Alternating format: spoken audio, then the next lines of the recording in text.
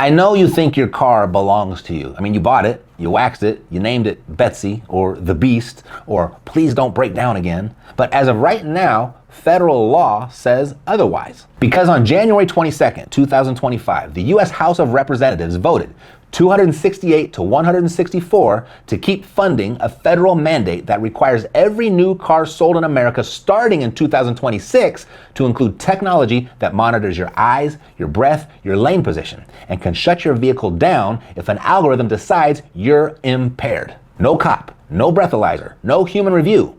Representative Thomas Massie tried to defund it. He lost by over 100 votes. So your car, your private property, now comes with a government-mandated off switch. And what nobody's connecting is that the legal and technical infrastructure to do the exact same thing to your home already exists. Because what's happening right now across 3 different areas of law tells you exactly where this is heading, and the momentum is building.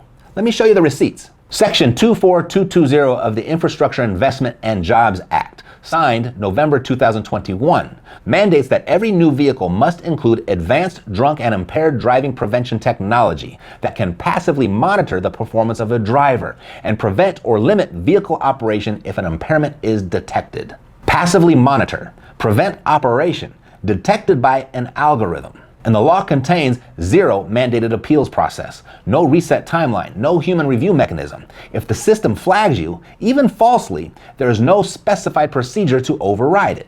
Wayne Cruz from the Competitive Enterprise Institute called this exactly the kind of overreach that will give regulatory bodies the power to control behavior without input from elected officials.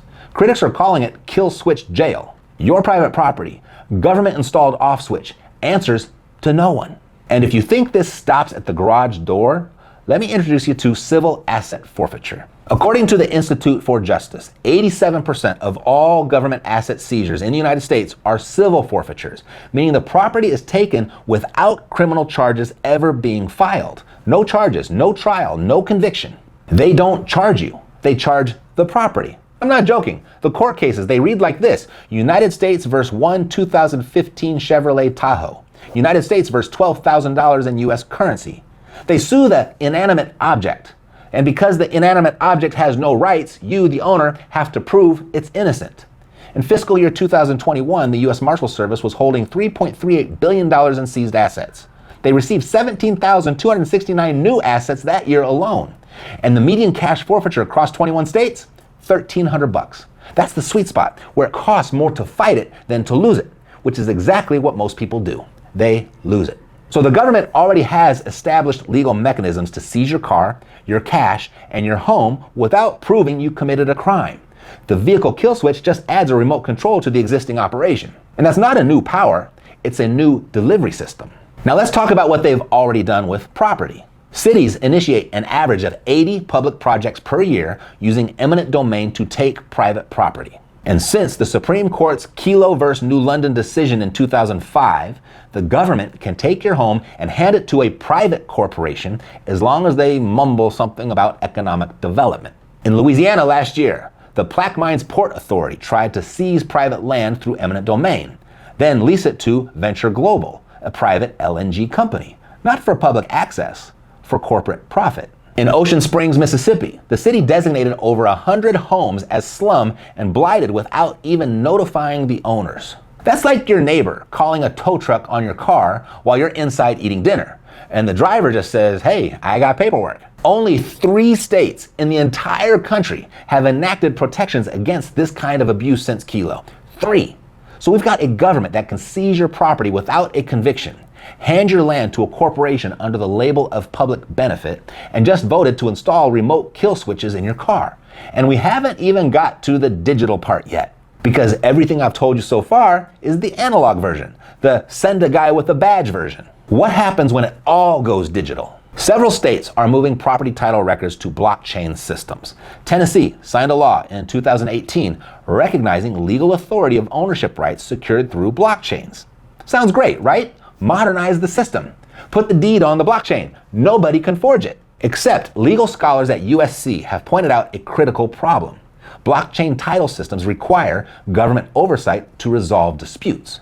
Courts would need the power to, and I'm quoting, issue an order directly affecting the transfer of title to the appropriate party on the blockchain. That's a remote override of your property ownership, built into the legal framework of the system that's supposed to protect it. Now, if that sounds like the property version of a vehicle kill switch, congratulations, you're paying attention. And California just showed us how this plays out. AB 1052 passed 78-0, effective January 1st, 2026, allows the state to seize dormant cryptocurrency wallets after 3 years of inactivity.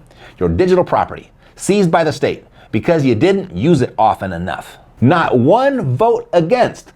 Bipartisan agreement on theft. It's heartwarming, really. And then there's the infrastructure inside your actual house. Smart thermostats, smart locks, smart cameras. A bipartisan policy center report documented case of baby monitors used for surveillance, thermostats remotely set to dangerous temperatures, and smart door locks set to unlock automatically by external attackers. A Trend Micro report found that access to a single home automation server could give an attacker control over every connected device in the house. Right now, that's a hacker vulnerability. But the infrastructure for remote control of your physical home, that already exists. It's just not formalized yet. And you gotta understand this. This vehicle kill switch thing, it went from nobody was even talking about it to federal law in a single infrastructure bill. How long before the same logic arrives at your front door? Imagine a world 5 or 10 years from now where your property taxes are overdue. Not by a lot, just a dispute. You say you paid, they say you didn't. In the old days, they'd have to send letters, then a lien, then a court date, then a sheriff. It takes years. In the new world, the smart deed system flags your account. The smart lock on your front door, which is connected to the municipal grid for safety, receives a code. You come home from work, the door won't open, your phone buzzes. Access to this dwelling has been suspended pending resolution of a tax liability. Please visit the portal to pay. No sheriff, no court, just a red light on your door handle. Is that paranoid? Maybe. But in 2021, if I told you your car would soon have a federally mandated breathalyzer that scans your eyeballs, you would have called me paranoid then too. And yet, here we are. You're not crazy for feeling anxious about this. You're sensing a pattern. The pattern is the removal of the human element from justice. It's the Amazonification of your rights. You know how when Amazon loses your package, you can't talk to a human? You just get a chatbot running you in circles? That's what they're doing to your property rights. They're building a system where a computer decides if you can drive, where a database decides if you still own your crypto, where a filing error can seize your cash. You're not a conspiracy theorist. You're just reading the receipts from the government's own paperwork. A conspiracy theorist, this is what a conspiracy theorist is. They think the government has a secret weather machine. That's not what we're talking about. I'm just reading you the paperwork. So what do? You need the Jason Bourne mentality. You know, you just woke up in the alley of the modern property landscape. Some of the rules changed while you were sleeping. But you're more dangerous than you know because you have the deed. First, know your deed cold. Know your equity position, your title status, every lien and encumbrance on record. If your county has moved to digital-only records, or if you rely on a website to prove you own your home, stop it. Go to the county clerk. Get a certified stamped physical copy of your deed. Get 2. Put one in a fireproof safe in your house. Put the other one in a secure location off-site that is not a bank-safe deposit box. Why not a bank? Because when the government seizes assets, banks are the first place they go. You want a physical paper trail that exists offline. When the digital lights go out, paper is king. Second, build your legal moat. Civil forfeiture targets personal property. It relies on you being the easy target. If your car or your house is in your personal name, John Smith, you're low-hanging fruit. But John's got his asset, it's owned by a Wyoming LLC, which is owned by a land trust. Suddenly, the government algorithm, they hit a wall. So go get that done for yourself. If you don't know where to go to hidemyequity.com. That's a good start. So you can be like John, because they aren't seizing John's house. They're attempting to seize an asset owned by a corporate entity with legal standing. It slows them down. It forces a human to get involved. It forces due process. It's like putting a bulletproof vest on your house title. It doesn't make you invincible, but it makes you a hell of a lot harder to take down than the guy next door. Third, disconnect the smart from the secure. I love technology. I love that I can ask a speaker to play 80s rock while I cook. But do not connect your critical home entry points to a network you don't control. Smart locks, they're convenient. They're also a vulnerability. If you use them, ensure they have a physical key override that is purely mechanical. Do not buy appliances that require an internet connection to function. If your fridge needs Wi-Fi to dispense ice, buy a different fridge, because every connection is a tripwire. My family, they revolted when I unplugged Alexa and stuffed her in the closet. I don't care, that bitch was listening. Fourth, build your war chest. Liquidity separates the blindsided from the positioned. 3 to 6 months of living expenses that you can access without calling a broker, without waiting for an algorithm, without hoping a court order goes your way. And then bolster that with some unsecured lines of credit at fallbackfunds.com. You see, when systems hiccup, people with liquidity, they don't panic, they negotiate. And fifth, support the Massies. We mentioned Representative Thomas Massie earlier. He lost that vote, but he forced a roll call. He made them go on record. Pay attention to who voted yes on the kill switch in your district. And when they come ask for your vote, remind them that you don't hire employees who try to lock you out of your own office. Congress just voted to install kill switches in your car. The government already seizes property without convictions. States are seizing digital assets for inactivity. And the legal framework for remote modification of property titles, it's being built as we speak. Each one of those is a fact. Each one is documented, and each one moves in the same direction. More centralized control over what you thought was yours.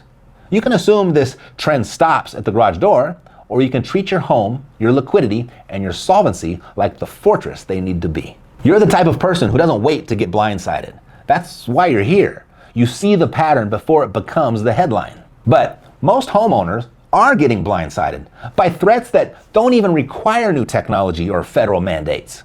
I'm talking about property tax reassessments that jumped 40% overnight, title fraud where someone files a fake deed while you're on vacation, insurance companies that drop you after one claim, or data brokers selling your home ownership records to anyone with a credit card. These aren't future risks. These are happening right now. And most people don't even know they're exposed until it's too late. Because here's the thing, you're not treating your home like the major asset it actually is. You're treating it like a stack of bills. Pay the mortgage, pay the insurance, hope nothing breaks. But your home, it's not a utility bill. It's the single largest store of wealth most people will ever control. And that's why I pulled this video out here for you to watch next, because it walks through the simple business style approach to home ownership that most people never see. The kind of approach that reveals blind spots before they become disasters. It's a 60-second checkup that shows you exactly where you're exposed.